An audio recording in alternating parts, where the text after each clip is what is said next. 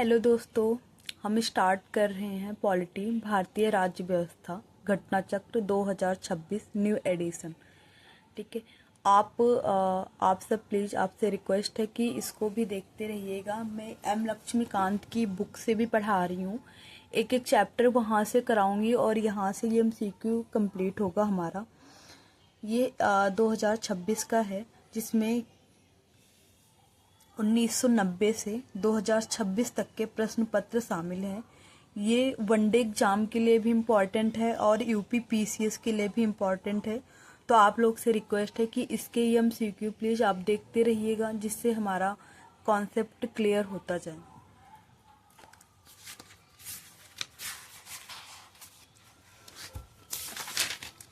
ये हम क्या कहते हैं, पॉलिटी में हमारा चल रहा था लक्ष्मीकांत की बुक में। मैं भारत का संवैधानिक विकास पढ़ा रही थी। भारत का संवैधानिक विकास हो गया था मेरा एम लक्ष्मीकांत की बुक से।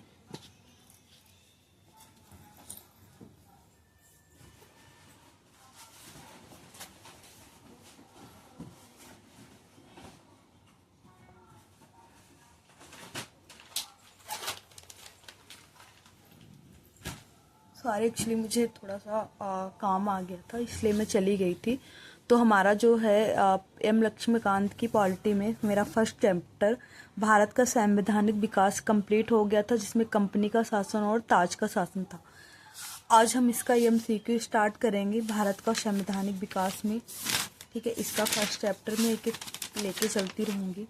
उसके बाद हमारा भारत का संवैधानिक विकास में कंपनी के शासन हेतु पारित अधिनियम, ब्रिटिश ताज के शासनाधीन पारित अधिनियम, ये दो हम पढ़ेंगे। सेकंड चैप्टर है हमारा संविधान सभा एवं संविधान निर्माण प्रक्रिया। इसका MCQ तब हम करेंगे जब एम लक्ष्मीकांत बुक से हम भारत संविधान सभा एवं संविधान निर्माण प्रक्रिया करा दूंगी। ये PCS एग्जाम के लिए भी बहुत इम्पॉर्टेंट है और किसी भी वनडे एग्जाम के लिए अगर आप ये बुक घटना चक्र पढ़ लिए हो तो आपका काफ़ी कॉन्सेप्ट क्लियर हो जाएगा। तो अभी हम देखते हैं कि भारतीय राज्य व्यवस्था एवं शासन।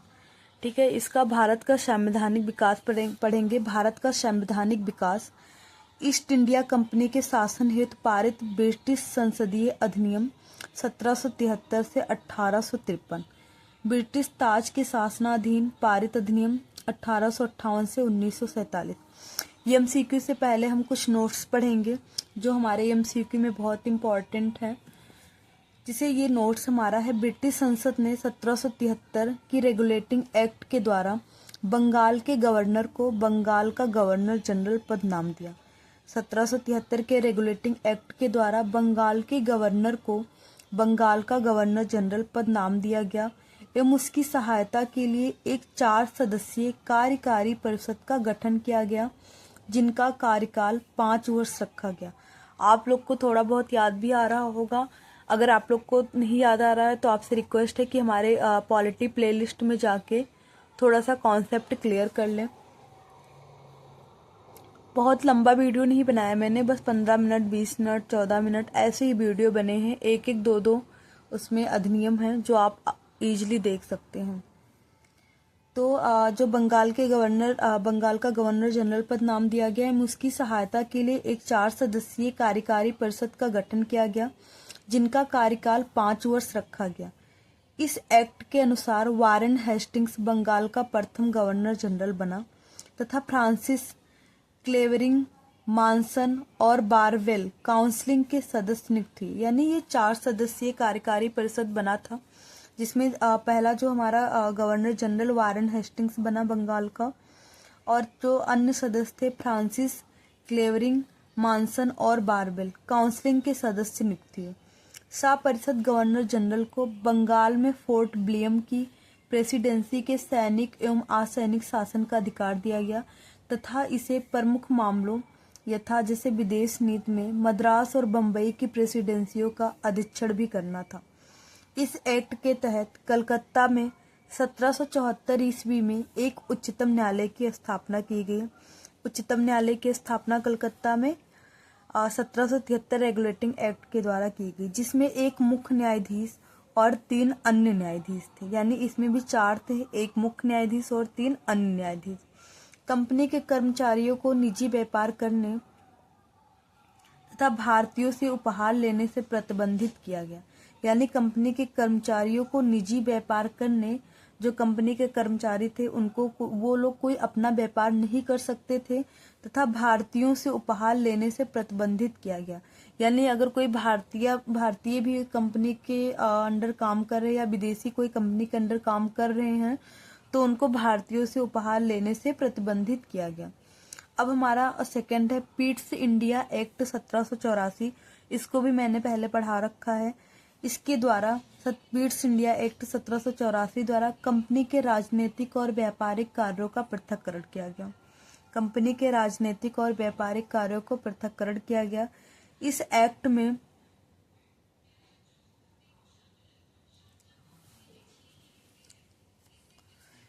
एक्ट में निदेशक मंडल को कंपनी के व्यापारिक मामलों के अधीक्षण की अनुमति तो दे दी गई, यानी कि जो कंपनी के राजनीतिक और व्यापारिक कार्यों को पृथक्करण कर दिया गया।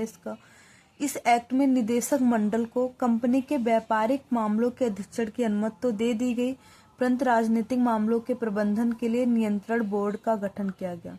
यानी जो व्यापारिक मामला था उसको निदेशक मंडल को दिया गया, बट राजनीतिक मामला के प्रबंधन के लिए जो है नियंत्रण बोर्ड का गठन किया गया 1786 के अधिनियम के द्वारा। अब हमारा आएगा 1786, 1773, फिर 1784, फिर 1786।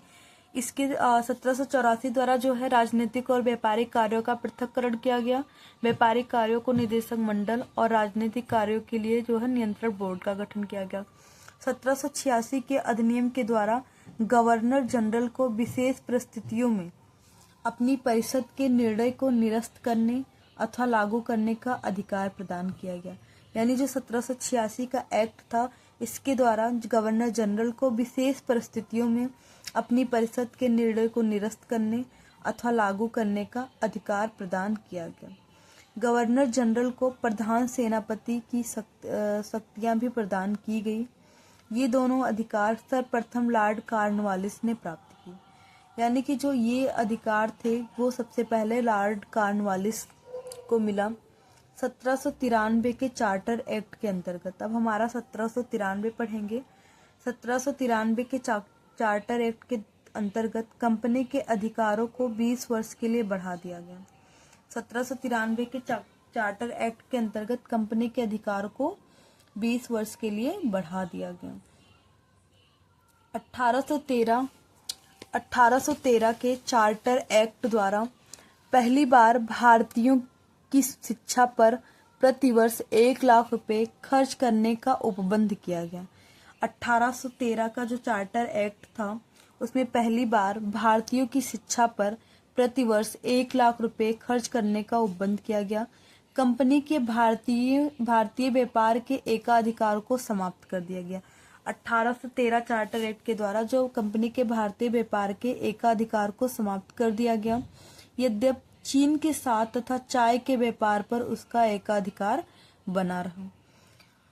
अब नेक्स्ट है हमारा 1833 के चार्टर एक्ट द्वारा बंगाल के गवर्नर जनरल को संपूर्ण भारत का गवर्नर जनरल बना दिया गया।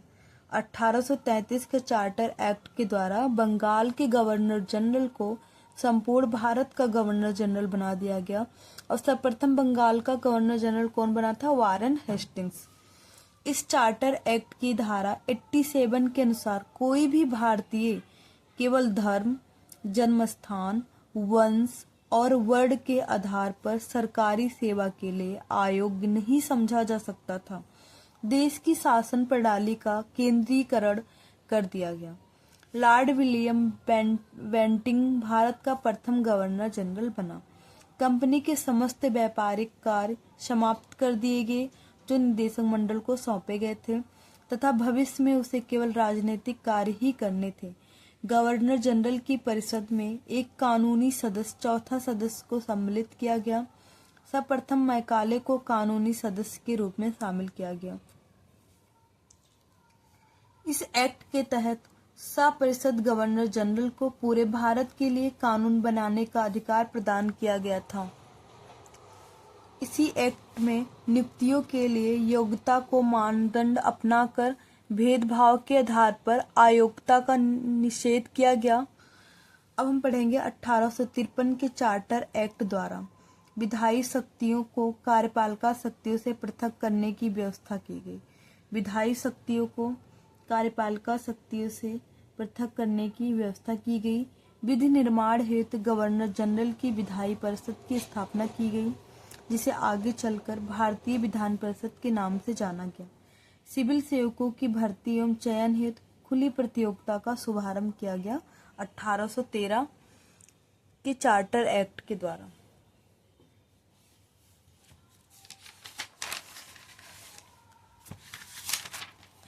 अब हम इसमें MCQ देखेंगे। निम्नलिखित में से किस अधिनियम में कलकत्ता में सर्वोच्च न्यायालय की स्थापना का प्रावधान किया गया था? किस एक्ट में किया गया था? मैंने बताया था अभी जस्ट यहाँ पे इसी एक्ट के तहत यानी 1773 के रेगुलेटिंग एक्ट के तहत कलकत्ता में 1774 ईस्वी में एक उच्चतम न्यायालय की स्थापना की गई, जिसमें एक मुख्य न्यायाधीश और 3 अन्य न्यायाधीश थे। यानी कि ये जो है कलकत्ता में सर्वोच्च न्यायालय की स्थापना का प्रावधान जो है रेगुलेटिंग एक्ट 1773 के द्वारा किया गया, यानी कि इसका ऑप्शन ए सही है। अब इसका हम पढ़ेंगे व्याख्या। 1773 के रेगुलेटिंग एक्ट में कलकत्ता में सर्वोच्च न्यायालय की स्थापना का प्रावधान किया गया था, जिसकी स्थापना 1774 ईस्वी में की गई। सर एलिजा इम्पे इसके प्रथम मुख्य न्यायाधीश थे। सर एलिजा इम्पे इसके प्रथम मुख्य न्यायाधीश थे। अब सेकंड हम पढ़ेंगे, ये हमारा UPPCS मेंस में आया था 2010 में। अब हम पढ़ेंगे सेकंड, सर्वोच्च न्यायालय की स्थापना के संबंध में निम्नलिखित में से कौन सा या कौन से कथन सही है? कलकत्ता में सर्वोच्च न्यायालय की स्थापना 1773 के रेगुलेटिंग एक्ट के द्वारा की गई थी। ये हमारा सही। अभी हम क्वेश्चन नंबर 1 में पढ़े हैं। लेमेस्टर इस न्यायालय के प्रथम मुख्य न्यायाधीश थे। लेमेस्टर इस न्यायालय के प्रथम मुख्य न्यायाधीश नहीं थे, बल्कि सर एलिजा इम्पे इसके प्रथम मुख्य न्यायाधीश थे। तो यानी कि हमारा फर्स्ट सही है, सेकंड गलत है। अब देखेंगे नीचे दिए गए कोट से सही उत्तर का चयन करें। ऑप्शन ए है केवल 1, ऑप्शन 2 है केवल 2, ऑप्शन सी है दोनों 1 और 2, ऑप्शन डी है ना तो 1 और ना ही 2। तो हमारा ऑप्शन सही होगा ऑप्शन ए, क्योंकि ऑप्शन 2 हमारा गलत था। लेमेस्टर इस न्यायालय के प्रमुख न्यायाधीश नहीं थे, बल्कि हमारे सर एलिजा इम्पे थे। अब क्वेश्चन नंबर 3 है, सही सूची फर्स्ट तथा सूची सेकंड को सुमेलित कीजिए तथा सूचियों के नीचे दिए गए कोट से सही उत्तर का चयन कीजिए। ये हमारा नियंत्रण परिषद की स्थापना, सर्वोच्च न्यायालय की स्थापना, इंग्लिश मिशनरियों को भारत में कार्य करने की अनुमति, गवर्नर जनरल की परिषद में कानूनी सदस्य की नियुक्ति। कानूनी सदस्य हमारे कौन थे? लॉर्ड मैकाले थे। ठीक है।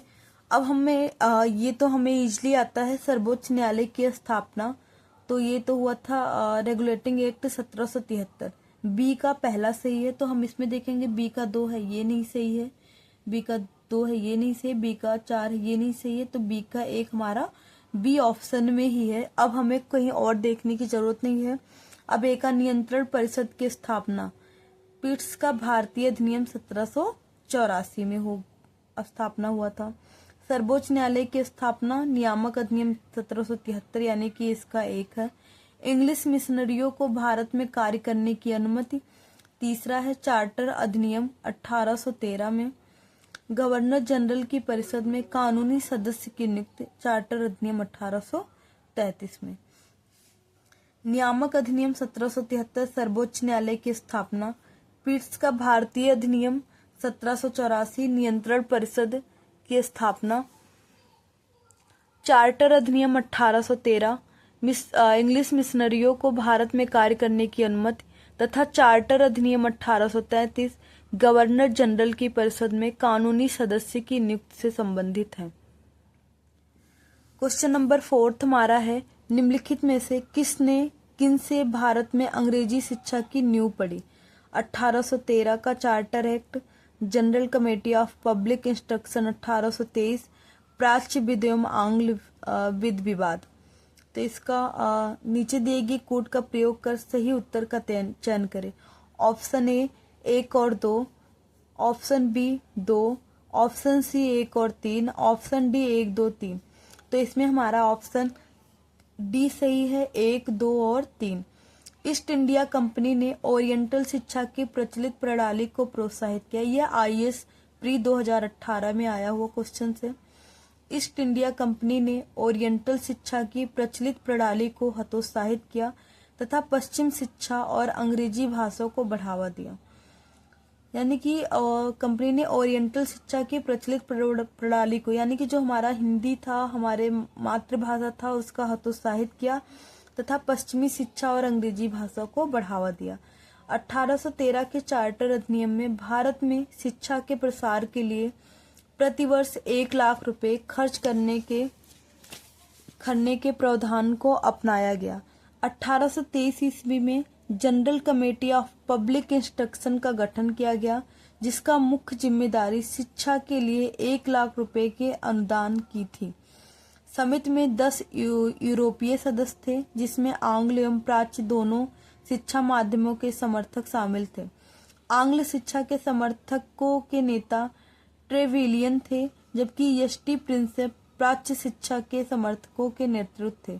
यानी ट्रेविलियन जो है वो आंग्ल शिक्षा के समर्थक थे, एसटी प्रिंसेप जो है प्राच्य शिक्षा के समर्थक थे।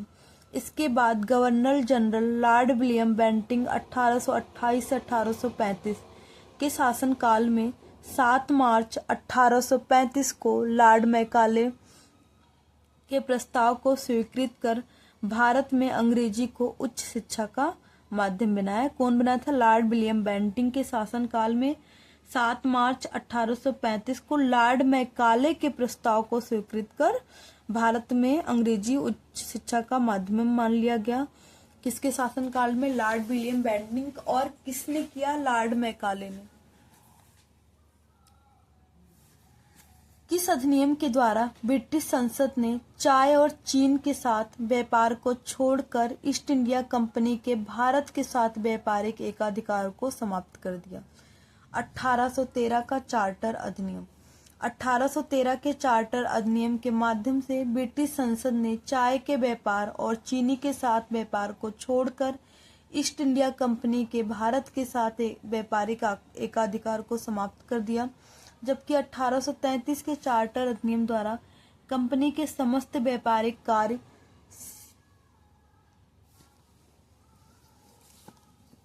1813 के चार्टर अधिनियम के माध्यम से ब्रिटिश संसद ने चाय के व्यापार और चीनी के साथ व्यापार को छोड़कर ईस्ट इंडिया कंपनी के भारत के साथ व्यापारिक एकाधिकार को समाप्त कर दिया था, जबकि 1833 के चार्टर अधिनियम द्वारा कंपनी के समस्त व्यापारिक कार्य समाप्त कर दिए गए तथा भविष्य में कंपनी को केवल राजनीतिक कार्य ही करने थे।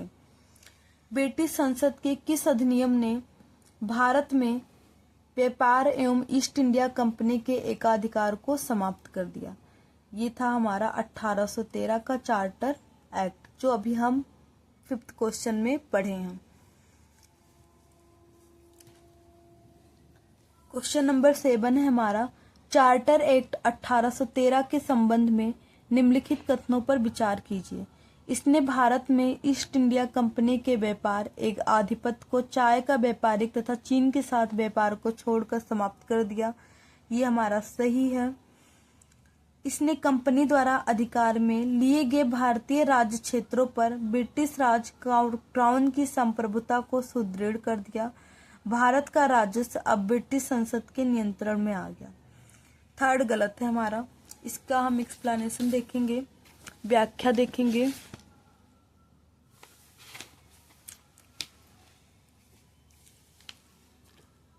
चार्टर एक्ट 1813 द्वारा ब्रिटिश ईस्ट इंडिया कंपनी का व्यापारिक एकाधिकार चीन के साथ व्यापार और चाय के व्यापार पर एकाधिकार बना रहा, समाप्त कर दिया गया। साथ ही इस एक्ट के माध्यम से कंपनी द्वारा अधिकृत भारतीय राज्य क्षेत्रों पर ब्रिटिश क्राउन की संप्रभुता को सुदृढ़ भी किया गया। इस एक्ट से हालांकि कंपनी को आगे 20 वर्षों के लिए इन क्षेत्रों का अधिकार और राजस्व सौंपा गया। तथापि यह ब्रिटिश क्राउन की संप्रभुता के प्रतिकूल नहीं होना था। इस प्रकार प्रश्नगत कथन 1 और 2 सही है, परंतु कथन 3 सही नहीं है, क्योंकि भारत का राजस्व 1858 ईस्वी के अधिनियम द्वारा ब्रिटिश संसद के सीधे नियंत्रण में लाया गया, जब ब्रिटिश कैबिनेट मंत्री के अधीन सेक्रेटरी ऑफ स्टेट का पद बना तथा विशेषकर राजस्व प्रशासन में उसकी सहायता के लिए काउंसिल ऑफ इंडिया का गठन किया गया। इस अधिनियम ने भारतवासियों को अपने देश के प्रशासन में कुछ हिस्सा लेना संभव बनाया। Charter act 1833, charter act 1853, government of India act 1858, India council act 1861। तो ये जो था 1833 ऑप्शन ए सही है। चार्टर एक्ट 1833 की धाराओं में सबसे महत्वपूर्ण धारा 87 थी, जिसमें कहा गया था कि किसी भी भारतीय अथवा क्राउन की देशज प्रजा को अपने धर्म, जन्मस्थान, वंशानुक्रम, वर्ण अथवा इनमें से किसी एक कारणवश कंपनी के अधीन पद अथवा सेवा के अयोग्य नहीं माना जा सकेगा। यह वह पहला कानूनी प्रावधान था जिसने भारतीयों के लिए प्रशासनिक पदों में प्रवेश का मार्ग खोला। इंडियन काउंसिल एक्ट 1861 के द्वारा पहली बार भारतीयों को विधायी परिषदों में नामित सदस्यों के रूप में प्रवेश मिला था।